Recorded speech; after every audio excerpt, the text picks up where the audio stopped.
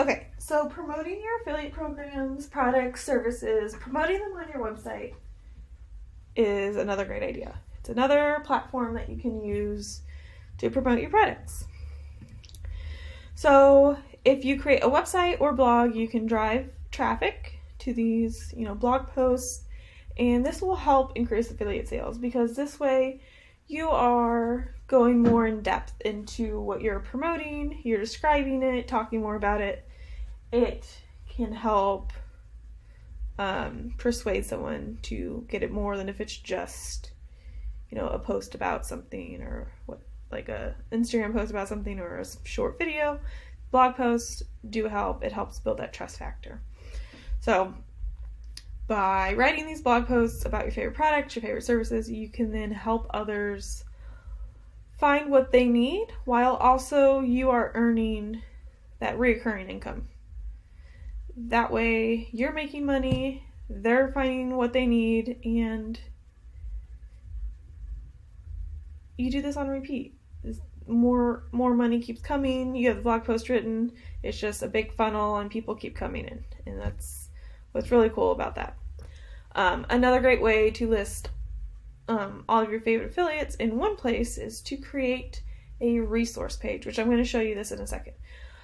Creating a resource page on your website is going to be super helpful. So regardless of your niche, industry, your audience, the main purpose of a resource page isn't for you to just make money, but you're providing this resource page to help guide your audience to these products, to these services, because they need these to help them out with what they're trying to do. But obviously you still get credit for these referrals, and then the plus side of this resource page is that you are getting commission for this. So I am going to go right over there and show you this. So for the first instance, I'm going to show you a blog post that I created that has affiliate links. We're going to talk about this in the next slide as well, but any blog post that I have that has affiliate links I have this disclaimer, and it pretty much just says, if you click on a link and make a purchase, it's not going to cost you anything extra, but I could possibly receive commission as well.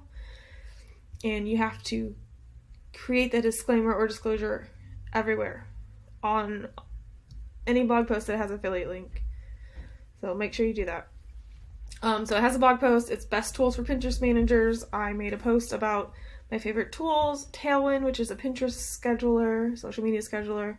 I have, Canva, Notion, which is a note and organization app, which I really like. Different things. Some of them have affiliates, some of them don't. These are my favorite tools, and it just so happens that I'm an affiliate for Tailwind, so I click or wrote out, you can grab a trial and discount by using this link. So this brings them through my referral link. They get a free trial, and then I also get compensated a percentage if they upgrade to the paid version.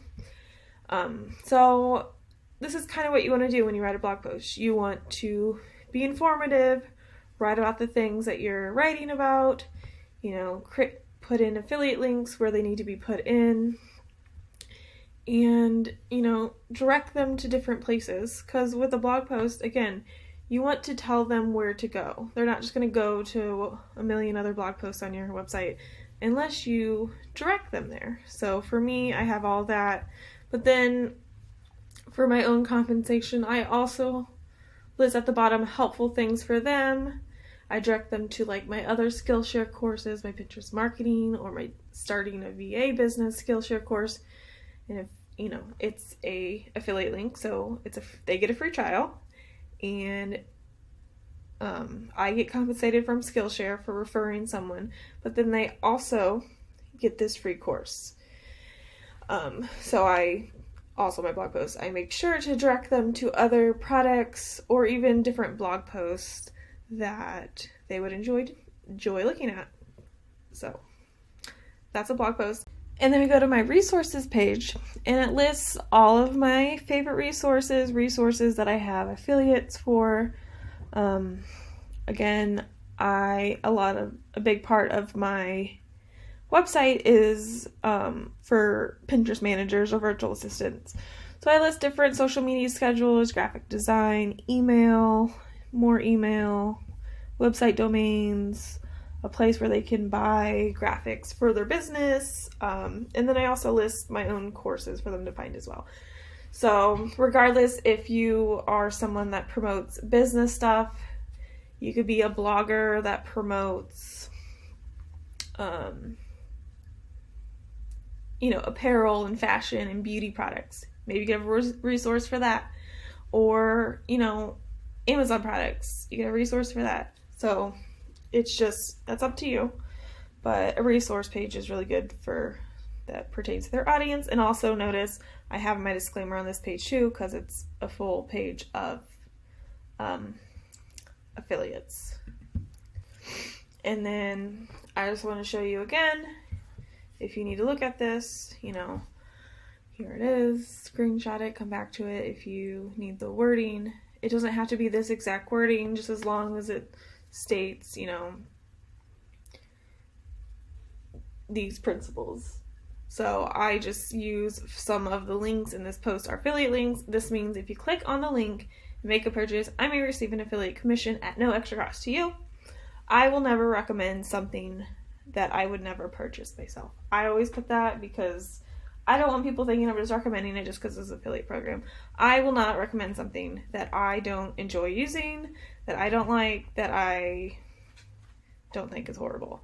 So, that is my own moral compass, my own moral code. It's up to you, but I find it wrong to promote things that I wouldn't use. So, anyways, so make sure you include that disclosure on your blog post pages as well.